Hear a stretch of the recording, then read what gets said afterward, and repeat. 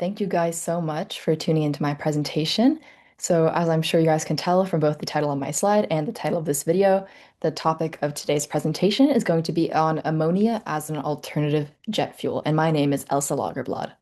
So in today's presentation, we are going to start with a very brief introduction. This introduction is just going to introduce you to why I'm pursuing this line of research and just the general impetus for pursuing sustainable aviation research in general, which I hope will provide a nice background to contextualize the rest of my presentation. Then we will be diving into a bit of a comparison where I will give you some more background on three of the most prominent types of sustainable aviation research, which you may or may not be familiar with. Sustainable aviation fuels, hydrogen, and all electric are the three I will be focusing on, since they are, again, three of the most well researched and well understood.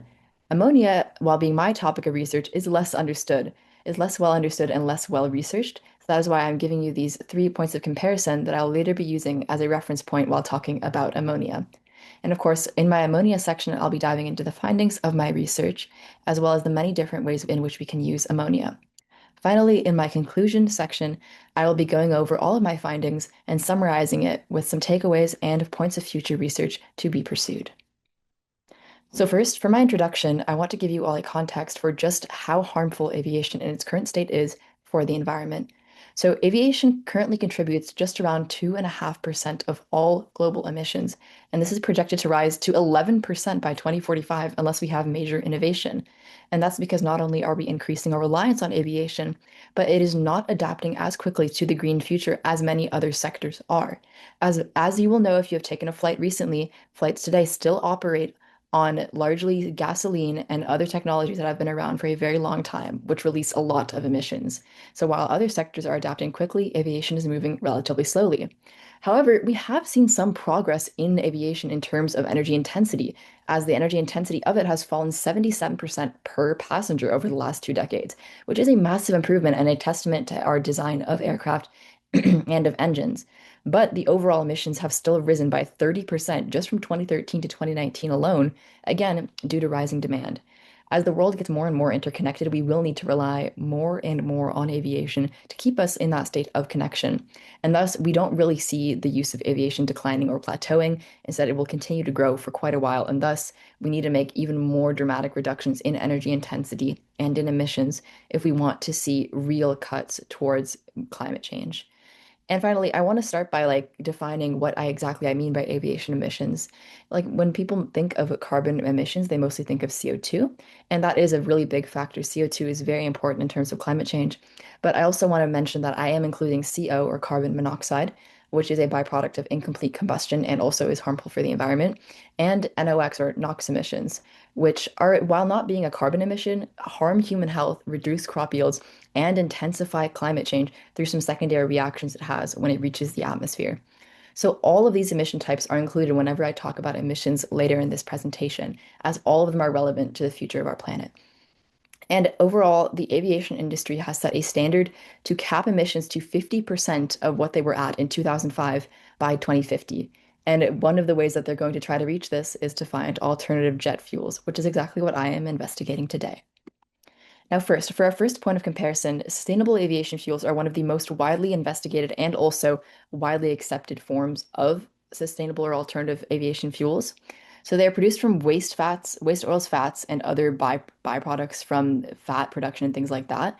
And they are engineered to mimic jet fuel properties. This is a really big advantage for sustainable aviation fuels because that means that you can put them in a regular engine that exists today and the engine will be able to operate totally normally. In fact, we have already seen many aircraft and airlines adopting small percentages of sustainable aviation fuels in their aircraft, and there have been very little, if any, issues with that adoption. So, this sustainable aviation fuels are a big contender, mostly because of how easy they are to integrate into modern aircraft. They don't require any major engine or plane redesigns. And the life cycle emission reductions from sustainable aviation fuels there's a pretty wide range because there's some people that disagree on the exact reduction, depending on how you count how they're produced. The production methods do vary, but the estimates range from around 27 to 90% versus conventional jet fuel. And while 27%, which is at the lower range, may not sound like a ton, this is still good because this is a guaranteed non-trivial cut to emissions that we would see This is, of course, assuming that planes would switch to 100% sustainable aviation fuels, which is not super feasible as they cost 120 to even 700% more than jet fuel. And one large contributing factor to that is that we're just not producing that much, as our current production is only at 3.5% of capacity, or what we could currently be producing. So we have the capacity to be producing a lot more, but the only reason we haven't been is because there hasn't been a demand for it. However, that has been starting to change in some places, such as the EU, which has mandated that airlines operating there will have 70% of their fuel be sustainable aviation fuels by 2050. But we will need to see a lot more policy across the globe in order to incentivize producers to produce it so that it will be at a lower cost so that airlines can then adopt it. So, in its current state, because of the policies and because of the cost inherent to sustainable aviation fuels, this is unfortunately just not quite the most feasible option. Next is hydrogen. So this is a very exciting option because it is nearly zero CO2 or NOx emissions in combustion, which is incredible. I mean, even sustainable aviation fuels still release some emissions in their combustion when they're in the engine. However, while it does have 3 times higher gravimetric energy density than fuel, which means that it has 3 times more energy per weight unit, such as kilograms or pounds, it is only 25% as volumetrically energy dense, which means that it has only 1/4 as much energy per unit of volume, such as liters or fluid ounces.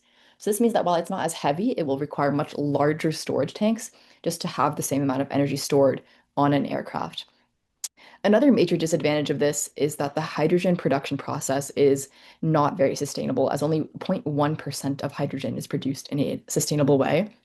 And in fact, hydrogen production is so unsustainable that it currently accounts for roughly 2% of annual CO2 emissions. So we will need to see some really big changes in how hydrogen is produced in order to have this be a feasible, sustainable option for the future. A big reason why it's not being produced sustainably is that the sustainable production method is too prohibitively expensive for companies to currently justify it. So again, this is a case of us needing more policy across the globe to incentivize this kind of production and to penalize non-sustainable practices when it comes to producing hydrogen.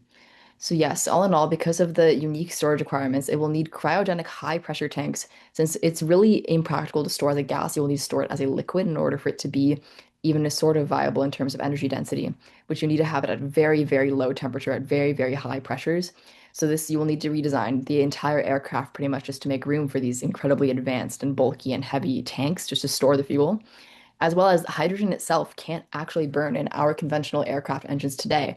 If you tried to burn hydrogen in an aircraft engine today, the aircraft would be operating at incredibly low efficiency, which is again not good in terms of the storage because then you would need so much more hydrogen. So in order for this to be remotely feasible as a sustainable solution, we'll first need to develop a more efficient way of storing hydrogen on the aircraft.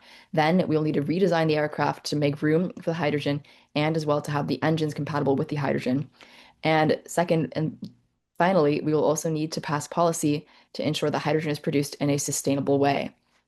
All right, so the final point of comparison that I'm going to be discussing today is all-electric aircraft.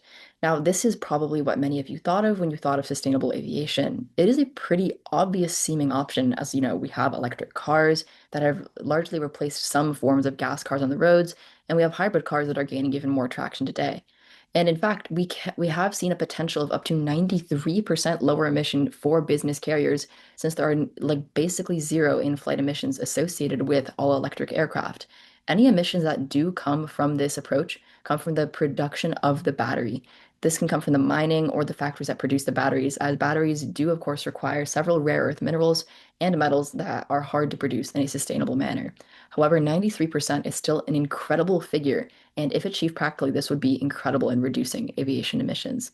However, the downsides, unfortunately, are quite rampant with this technique, as our existing batteries are simply too heavy and too large for any sort of practical commercial flights, and really only very, very short routes, which are less than 500 kilometers, which is much shorter than most flights within the continental US, could be served. So this would affect just less than 5% of aviation energy use, meaning that even if we were to implement this in all of that 5%, we would still have 95% of the emission problem that we do have today.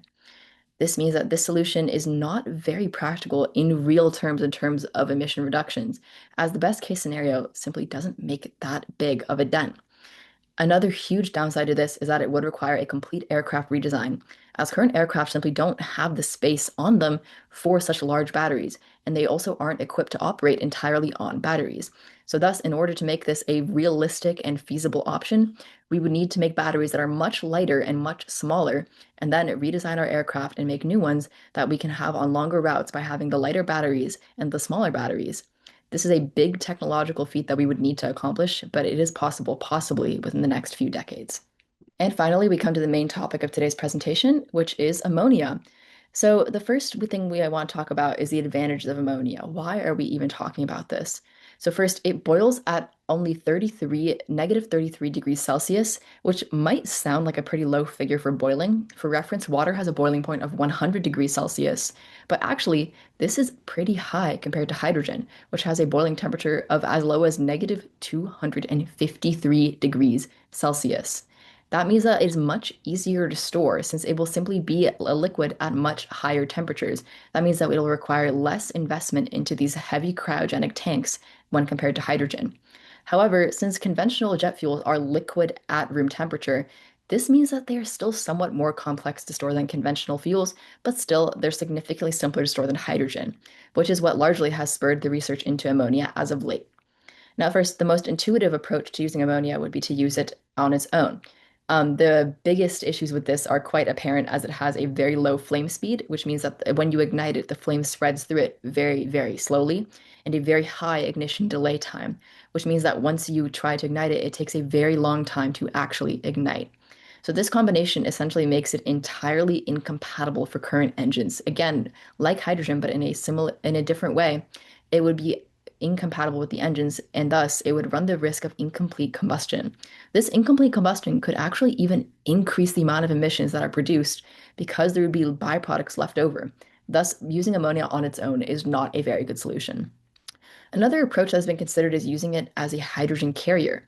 This is also pretty obvious as it is a lot easier to store than hydrogen, and ammonia is NH3. It contains hydrogen within it, so it is a somewhat obvious solution to use it for that. So there are a few different approaches to using it as a carrier, but essentially they all involve splitting it into N2 and H2, or nitrogen and hydrogen, before it combusts. The two main approaches to doing this are either using a cracking chamber, which is a separate chamber separate from the engine that will involve splitting this using very high temperatures, or it will use two-stage combustion, which means putting it through first a very rich zone, which means more fuel than air, and then a lean zone to essentially split it into hydrogen within the engine.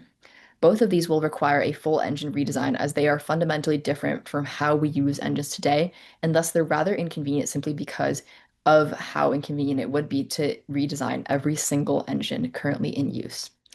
Thus, the best solution that I was able to find in my research is using ammonia as an additive. This is the best solution, in my opinion, because it is compatible with current engines, making it very, very convenient to use. And the optimal mixture they found in their study was 45% ammonia, 50% kerosene, and 5% hydrogen. This will significantly lower emissions, and although it uses kerosene, which will include some carbon emissions, it is much, much less emissions than would be produced from using conventional jet fuel. So while it may not be as drastic of an emission reduction as if we used pure ammonia, I think that the ease of integration that this approach provides more than outweigh that loss in that sense. And finally, we come to the main topic of today's presentation, which is ammonia. So the first thing I want to talk about is the advantages of ammonia. Why are we even talking about this? So first, it boils at only -33 degrees Celsius, which might sound like a pretty low figure for boiling. For reference, water has a boiling point of 100 degrees Celsius, but actually, this is pretty high compared to hydrogen, which has a boiling temperature of as low as -253 degrees Celsius. That means that it is much easier to store since it will simply be a liquid at much higher temperatures. That means that it will require less investment into these heavy cryogenic. So, in conclusion, I think that this presentation can essentially be summarized into 4 points. First, we really need low carbon aviation as we're going to keep increasing our global air travel as we connect the world more and more.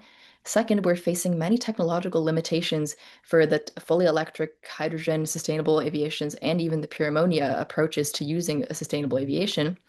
But these are not yet feasible at scale, but we may see research in the future that makes them more feasible. Third, I propose that we use ammonia as an additive as a transitional solution. This means that this should not be our final approach. We should not stop researching into sustainable aviation after we implement this, but it has the potential to be a bridge that has lower carbon that we can eventually get rid of once we find a better solution that has even less carbon than that. As it uses kerosene, it is not an ideal solution, but it is a better solution than what we have today. However, I do think that we do need some more experimental research to validate the findings of these studies, as many of the studies that I read based discussing this, unfortunately, were using models and simulations to predict their research. I would highly recommend that more researchers invest their time and energy into researching ammonia as an additive, as I think that this has a lot of potential to save emissions and to help the aviation industry meet its goals in terms of emission reductions. Thank you all so much for watching my presentation, and I hope you all learned something new about the world and aviation as a whole.